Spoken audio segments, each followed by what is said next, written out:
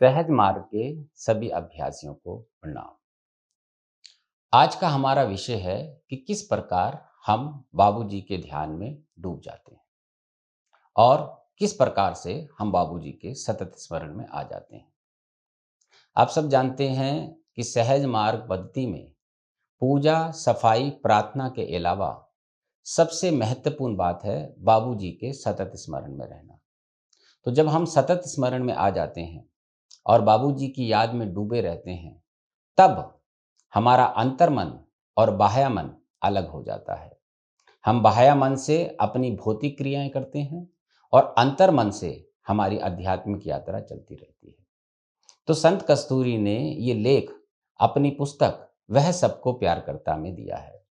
तो हम आज इसी अध्याय को ले रहे हैं कि किस प्रकार से वह स्थिति हमारे अंदर आती है। तो लेख इस प्रकार से है। सहज मार्ग साधना द्वारा मालिक का द्वार खटखटाने के लिए ध्यान में डूबे अंतर मन की लगन जब सतत लग जाती है, तब बहुधा अंतर में मैंने ऐसा आभास पाया कि मानो खोजी मन और मालिक यहीं कहीं आसपास है।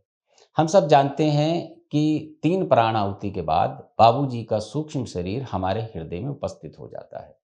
तो हमारे हृदय में हमारा अपना सूक्ष्म शरीर भी होता है और बाबूजी का भी। तो उसी के लिए संत कस्तूरी ने कहा है कि हमारी लगन जब सतत लग जाती है, तो ये जो लगन है हमारी जो सतत हो जाती है, तब बहुधा अंतर में मैंने ऐसा आभास पाया कि मानो खोजी मन और मालिक यहीं कहीं आसपास है। तो खोजी मन और मालिक ये दोनों हमारे हृदय में ही उपस्थित हैं, हमारे आसपास ही हैं। सहज मार्ग में क्या कहा जाता है कि मेरे हृदय में ईश्वरीय प्रकाश मौजूद है और उसी पर हम ध्यान लगाते हैं। तो जब ध्यान करते हुए हमें काफी समय हो जाता है, तब हमें पता लगता है कि मेरा खोजी मन और मालिक आसपास ही हैं, दोनों मेरे हृदय में ही हैं। ऐसे आभास ने मन में ऐसी खिंचन पैदा कर दी कि बहुधा दिन में कामकाज करते समय भी या सोते में भी ऐसा लगता था कि मानो कोई आकर्षण मुझे हर पल अपनी ओर खींच रहा है। आज ये एहसास इस बात का सत्य प्रमाण हो गया कि ईश्वर प्राप्ति मानव मात्र के लिए संभव है। सच मानिए तो इस कशिश के स्वयं ही अंतर में उत्पन्न हो जाने पर ईश्वर और उसका प्रकाश हमारे हृदय में ऐसा सूत्र बन जाता है जिसमें अंतर्मन बंध जाता है। अब यहाँ पर संत कस्तूरी बता रही हैं कि जब हमारी ये दशा आ जाती है कि हमें ये महसूस हो जाता है कि बाबूजी महाराज मेरे हृदय में ही प्रकाश रूप में उपस्थित हैं, तो हर क्षण अपना कार्य करते हुए भी, सोते हुए भी हमें यही ख्याल रहता है कि बाबूजी मेरे हृदय में प्रकाश के रूप में है और वो खिंचन, उनसे मिलने की जो तड़प है, वो मेरे अंदर पैदा होना आरंभ हो जाती है।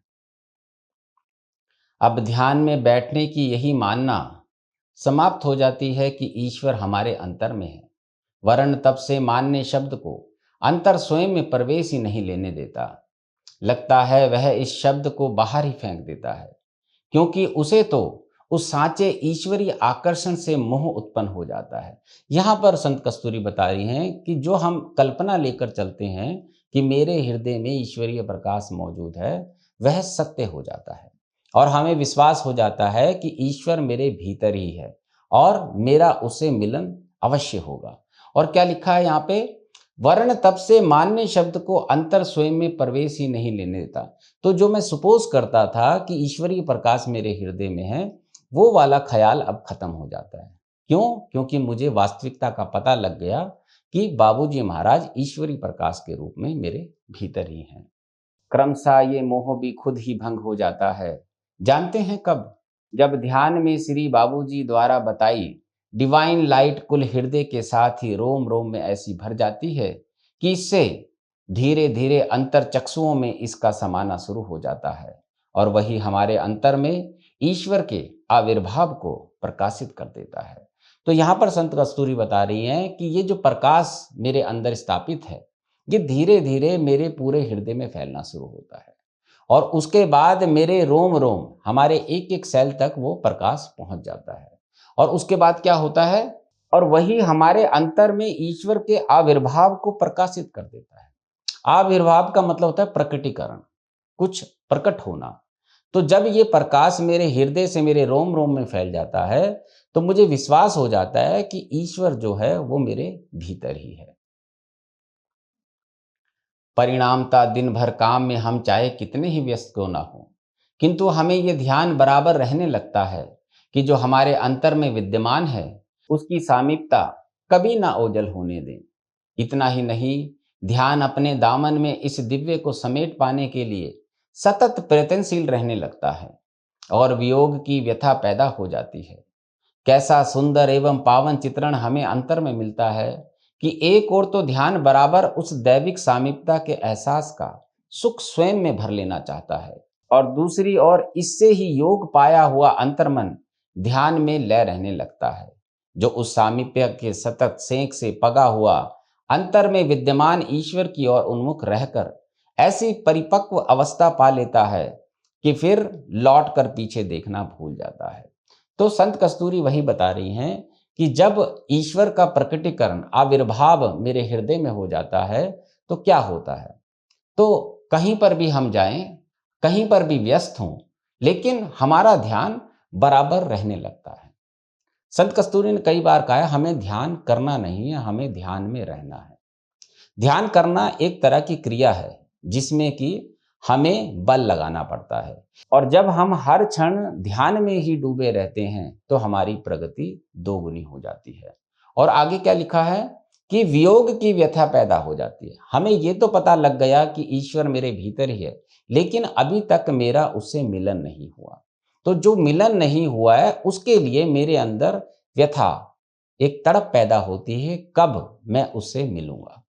उसके बाद लिखा है, जो उस सामीप्य के सतत सेक से पगा हुआ अंतर में विद्यमान ईश्वर की ओर उन्मुख रहकर ऐसी परिपक्व अवस्था पा लेता है कि फिर लौटकर पीछे देखना भूल जाता है। अब हमारा जो ध्यान है वह ईश्वर के पीछे हो जाता है। हमारा ध्यान इधर उधर नहीं भटकता। हम हर क्षण बाबूजी के सतत स्मरण में डूबे रहते हैं। तो ये स्थिति हमारी आती है कालांतर में, जब हम नियमित रूप से बाबूजी की बताई हुई पद्धति का पालन करते हैं, पूजा, सफाई, प्रार्थना और पूरे दिन सतत स्मरण में। तो वो दिन जरूर आता है कि जब हमारी ये स्थिति हो जाती है कि हमारा मन जो है वो अंतर्मन हो जाता है, वह भीतर की ओर हो जाता है, तो उसे भौतिक जगत की माया प्रभावित नहीं कर पाती है और वह हर क्षण ईश्वर के ध्यान में डूबा रहता है।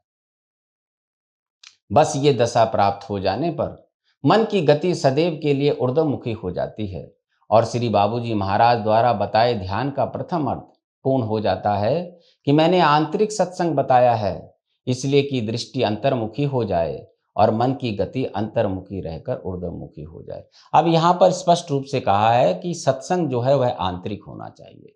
हमारा जो ध्यान है वह आंतरिक है, ना कि सत्संगों में जा जाके हमें ध्यान करना है। हमें तो अपने घर को ही आश्रम बनाना है। जब हम अपने मन में आंतरिक सत्संग करना आरंभ कर देते हैं तो बाहर की भौतिक चीजें हमें प्रभावित नहीं करती, और होता क्या है कि हम ऊर्ध्वमुखी हो जाते हैं। आप सब जानते हैं ये सृष्टि जो है अधोमुखी है, हमारा विस्तार बाहर की ओर हो रहा है, लेकिन ऊर्ध्वमुखी का मतलब है कि हम जहां से आए हम वहां लौट रहे हैं। तो हम ईश्वर का अंश हैं, हम उसकी ओर लौट रहे हैं। हमारी यात्रा भी अहम से अस्तित्व की यात्रा है जो 16 वृत्तों में है। तो हम अंतर्मुखी हो जाते हैं और अंतर्मुखी से हम ऊर्ध्वमुखी हो जाते हैं। तो मेरा जो ध्यान है वह भीतर ही भीतर सत्संग में रहता है और अंतर्मुखी से वह ऊर्ध्वमुखी हो जाता है और मैं ईश्वर की तरफ बढ़ना आरंभ कर देता हूँ। इसका बड़ा लाभ हमें आध्यात्मिक क्षेत्र में यह मिलता है कि तब से बाह्य अर्थात भौतिक बातों का प्रभाव अंतर में पहुंचना बंद हो जाता है। अब इससे होता क्या है, जब मेरा मन अंतर्मन हो गया तो जो बाहर की चीजें हैं, जो माया जगत है, वो मुझे प्रभावित नहीं कर पाता है। आगे चलकर एक दिन ऐसा भी आता है कि अंतर और बाह्य दोनों के मुख एक दूसरे से भिन्न भिन्न दिशा में आ जाते हैं। इसके लिए संत कस्तूरी ने कहा है कि एक समय ऐसा आता है हमारा मन दो भागों में बढ़ जाता है, एक हमारा अंतर्मुखी होता है, एक बाह्यमुखी होता है। अंतर मन से हम हर क्षण ईश्वर के ध्यान में रहते हैं और बाह्य मन हमारे भौतिक कार्यों को करता है। आप सब जानते हैं हम गृहस्थ में हैं, हमारी जो पद्धति है वह गृहस्थ के लोगों के लिए है, तो हमें घर के कामकाज भी करने होते हैं। तो हम अपनी बाह्य दृष्टि से, बाह्य मन से बाहरी काम करते हैं और अंतर मन से ईश्वर का ध्यान करते हैं। तो बाह्य मन अंतर मन को परेशान नहीं करता और इसका परिणाम क्या होता है कि हमारे संस्कार बनना बंद हो जाते हैं। आप सब जानते हैं, जब हम बाह्य मन से कोई भी चीज़ देखते हैं और उस पे विचार करते हैं तो उससे संस्कार बन जाते हैं। लेकिन जब बाह्य मन अंतर मन से अलग हो गया तो ये एक दूसरे को प्रभावित नहीं करते हैं और हमारी यात्रा बहुत तेजी से होने लगती है। मन की ऊर्ध्वमुखी गति ईश्वरीय शक्ति का संबंध पाकर ईश्वर की खोज में साक्षात्कार पाने की सहज राह पकड़ लेती है और मन की अधोमुखी वृत्ति भौतिक कर्तव्यों का यथोचित पालन करने में तत्पर रहती है। अब हमें पता लग गया कि मेरे हृदय में ईश्वरीय प्रकाश मौजूद है। अब वही ईश्वरीय प्रकाश मेरी मदद करता है ऊर्ध्वमुखी होकर मेरी आध्यात्मिक यात्रा को पूर्ण करने में। हम सबका लक्ष्य जो है ईश्वर साक्षात्कार है और हम अगर नियमित रूप से बाबूजी की पद्धति का पालन करें तो वही प्रकाश प्राण आहुति के रूप में मेरी मदद करता है ऊपर तक जाने में। तो होता क्या है कि हम अधोमुखी से ऊर्ध्वमुखी हो गए। अंतर्मन जो है वो बाहरी मन से परेशान नहीं होता है, तो हमारा अंतर्मन पूरे तौर से ईश्वर के ध्यान में ही डूबा रहता है। तो हमारे अध्याय का नाम भी क्या है? डूबा रहना। तो जब हमारा मन हर क्षण बाबूजी की याद में डूबा रहता है तो हमारी प्रगति दोगुनी हो जाती है और हम अपने लक्ष्य के पास बड़ी तेजी से बढ़ने लगते हैं। एक अद्भुत दशा ये भी हो जाती है कि अधोमुखी वृत्ति शरीर व माइंड को सहारा देती है और ऊर्ध्वमुखी वृत्ति ध्यान में डूबी हुई ईश्वर की खोज की दिशा में अग्रसर हो जाती है। अब यहाँ पे स्पष्ट कर दिया गया है अधोमुखी और ऊर्ध्वमुखी। ऊर्ध्वमुखी वृत्ति जो ईश्वर की ओर जा रही है, अधोमुखी जो हमारे भौतिक कार्य करती है। तो क्या लिखा है? अधोमुखी वृत्ति शरीर व माइंड को सहारा देती है। जिन जिन भौतिक चीजों की हमें आवश्यकता है वह सारे कार्य जो हैं वो हमारी अधोमुखी वृत्ति से पूर्ण हो जाते हैं। तो इससे होता क्या है कि अधोमुखी वृत्ति जो है वो हमारे शरीर से संबंधित और भौतिक कार्यों करती है और जो हमारी ऊर्ध्वमुखी प्रवृत्ति है वह ईश्वर ध्यान में डूबी रहती है। तो ये एक दूसरे को इंटरफेयर नहीं करती है। मान लीजिए ये अधोमुखी है और ये ऊर्ध्वमुखी है। अब ये जो अधोमुखी है ये हमारे सारे भौतिक कार्य कर रही है और ये जो हैं ये हमारे ईश्वर मार्ग की ओर हमें ले जा रही है। तो ये एक दूसरे को इंटरफेयर नहीं करते। ये ऐसी स्थिति है, ये कालांतर में ध्यान के अभ्यास से आती है। जब बाबूजी हमें आशीर्वाद देते हैं और हर क्षण हम उनके ख्याल में डूबे रहते हैं, तो अगर कोई भौतिक कार्य करना होता है, कोई हमें आवाज मारता है, तो हम वह काम जो है वो अपनी अधोमुखी प्रवृत्ति से करते हैं और उसके बाद लौटकर फिर से शांत हो जाते हैं। तो अधोमुखी कार्य जो हैं वो हमारे ऊर्ध्वमुखी वृत्ति को परेशान नहीं करते और हमारी यात्रा बहुत बढ़िया चलती है। तो ये लेख संत कस्तूरी ने वह सबको प्यार करता में लिखा है और जिसका अर्थ है कि हम सबको ऐसी स्थिति में पहुंचना है जब हमारा ध्यान हर क्षण बाबूजी के ख्याल में डूबा रहे। हमें ध्यान करना नहीं है, हमें ध्यान में डूबे रहना है। ये स्थिति धीरे धीरे अभ्यास करने से हमारे अंदर पनप जाती है और इसमें सहायता करती है बाबूजी की प्राणाहुति।